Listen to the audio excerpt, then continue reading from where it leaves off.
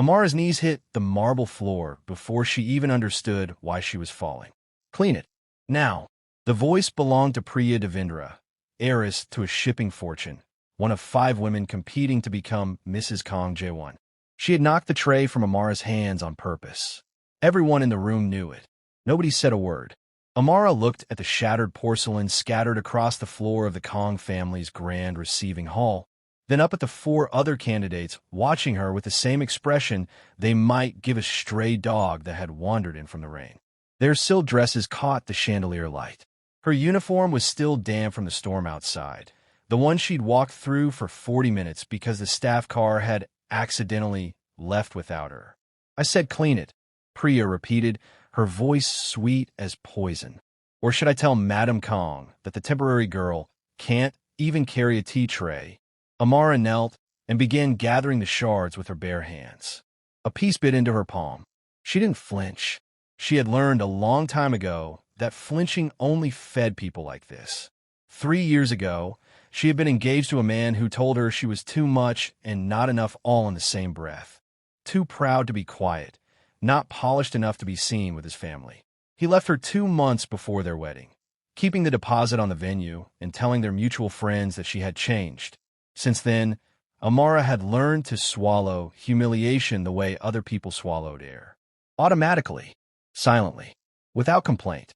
She worked 3 jobs to help her mother keep the lights on back home, sending money every week to a woman raising Amara's 2 younger siblings alone.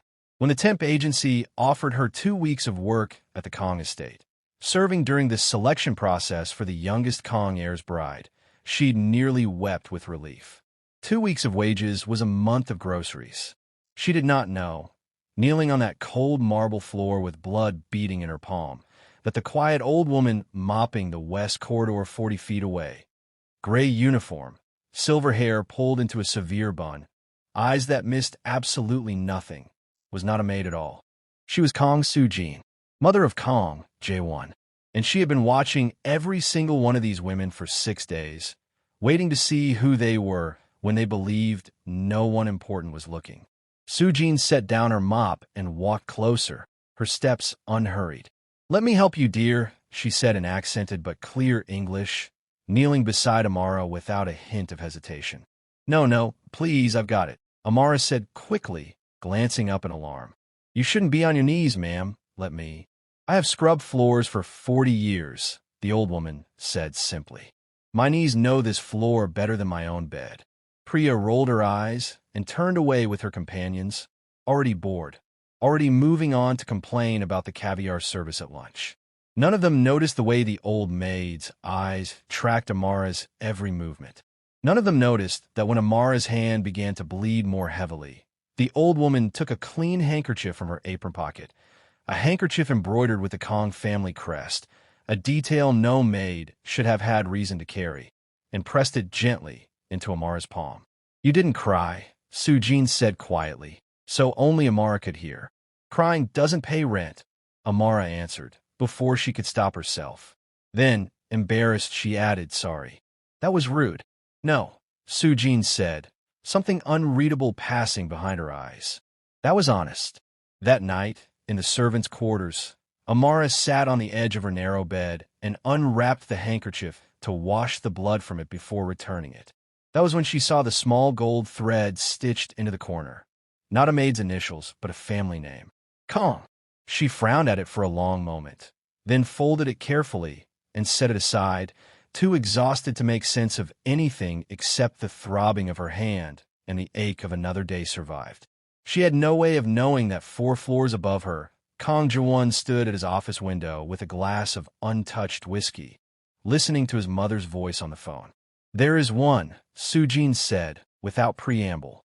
"The others, I have already seen enough. But there is one, Jaewon-ah. Watch for her. Do not tell her who I am." Jaewon said, rubbing his temple. "I told you I don't need help finding a wife. This entire selection process was your idea, not mine.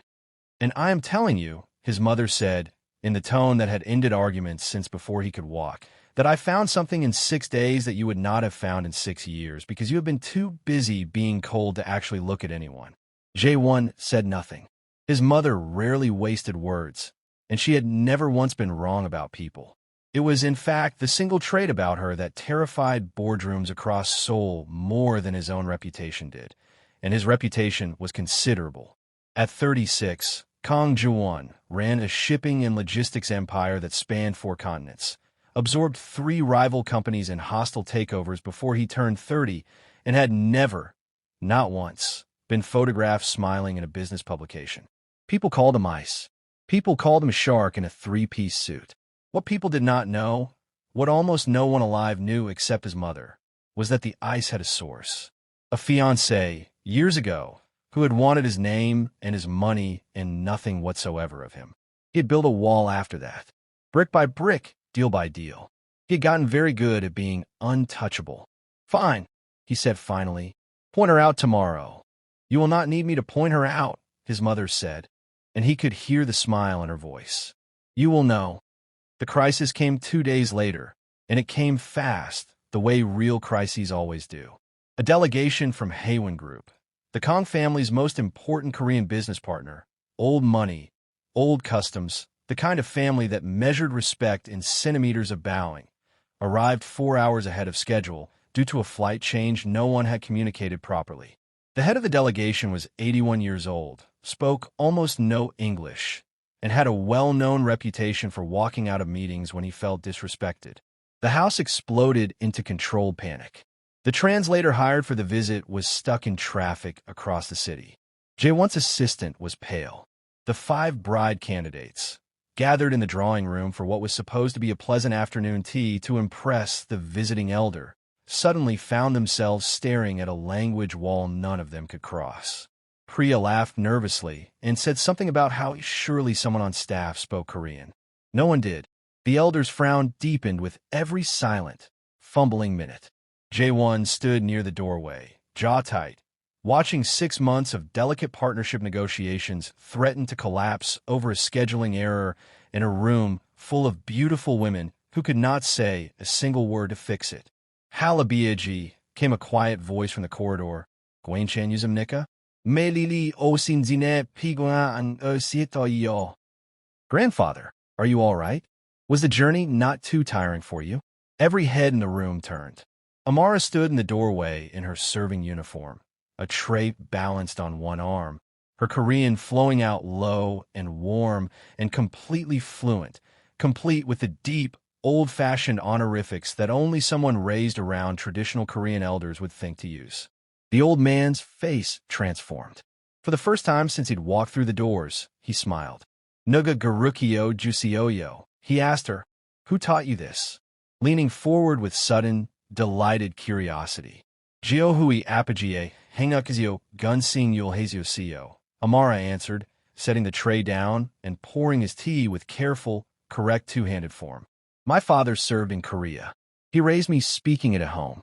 He always said respect has a sound, and you have to get the sound right." What she did not say, what she rarely told anyone, was that her father, a Nigerian peacekeeping officer stationed in Korea for 6 years before she was born, had come home with a Korean wife's cooking recipes, a fluent tongue, and a deep, quiet reverence for the culture that he passed entirely into his daughter before he died when she was 14. Amara had grown up straddling 2 worlds so completely that neither one had ever quite felt foreign to her. For the next 40 minutes, in a room full of billionaires' daughters who could do nothing but watch, Amara translated the entire negotiation herself. Not just the words, but the customs. She refilled the elder's cup before he asked. She never let her own cup rise higher than his. She used exactly the right depth of bow when his son arrived. By the time the actual translator burst through the door, apologizing breathlessly, the deal was already saved. The old man was laughing at something Amara had said, and Kang Jaewon was standing very still in the doorway, staring at the woman in the maid's uniform as though he had never actually seen a person before in his life. Soo-jin, mop forgotten in the hallway, pressed her lips together to hide her smile.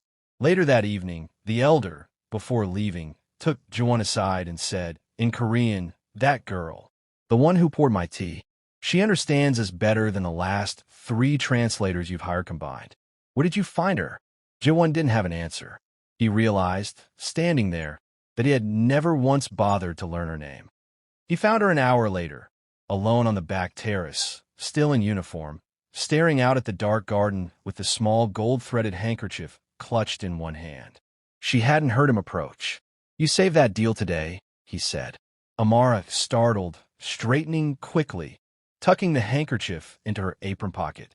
"Mr. Kang, I'm sorry. I should have asked permission before stepping in. It wasn't my place." "It was exactly your place," he said. "You did something for executives and a hired translator couldn't do." He studied her for a long moment, this cold, unreadable man that the tabloids called a shark. "Where did you learn to speak like that? Not just the language, but everything else." "My father," she said simply. "He believed if you're going to be a guest in someone's culture, you don't get to be lazy about it." Something in Jaewon's chest, something that had been locked so long he'd almost forgotten it existed, shifted very slightly. "The other candidates," he said, "they've treated you badly. I've seen it. My staff have reported it." Amara's spine straightened, old defenses rising fast. "I don't need anyone fighting my battles, Mr. Kang. I've survived worse than mean words from rich girls." "I'm not offering to fight your battles," he said, and for the first time, something almost like warmth moved behind his eyes. "I'm telling you that I see you. That's different." She didn't know what to say to that. Nobody had said anything like that to her in a very long time. If you're new here, this is exactly the kind of story we live for on AfroKorean chronicles, the quiet ones, the ones that get overlooked until the moment they can't be ignored anymore. If Amara's strength is speaking to you right now, hit that subscribe button, because what happens to her next is going to make you want to stand up and cheer. Over the following days, something shifted in the mansion's rhythm. Small things. Jaewon began appearing in rooms Amara happened to be cleaning, finding reasons to ask her opinion on things. A shipment delayed in Busan, a phrase in a contract, a dish on the dinner menu his mother had requested. He was still cold to everyone else. Cutting, precise, unreachable. But with Amara, the ice softened by fractions, so small she almost didn't trust herself to notice them.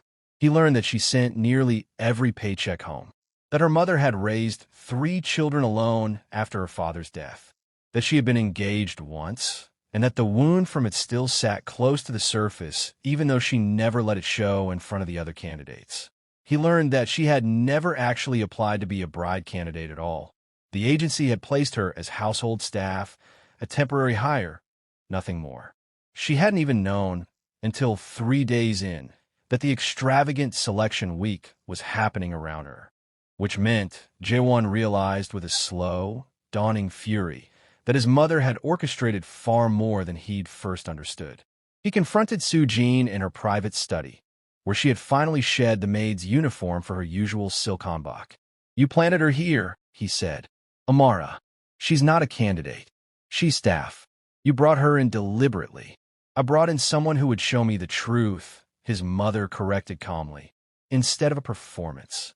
The other 4 have spent 6 days being cruel to a woman they believed had no power and no value. Do you understand what that tells me about how they would treat you the moment they believed they finally had control?" She set down her tea. Amara did not know there was anything to win. She was simply herself. "That is the only audition that has ever mattered to me." Jaewon was quiet for a long moment.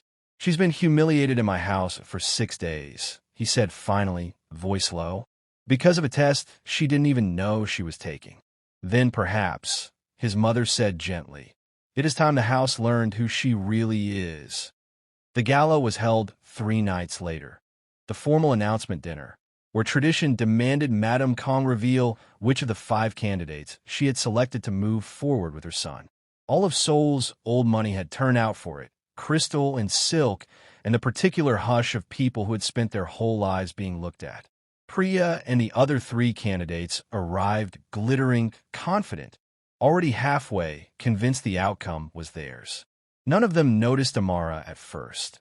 Not until Soo-jin rose at the head of the long dining hall, no longer in a gray uniform, but in deep midnight blue silk, the Kang family emblem embroidered openly at her collar, and every guest in the room fell silent at the sight of a woman they realized, with a ripple of shocked whispers, they had walked past a dozen times that week without truly seeing.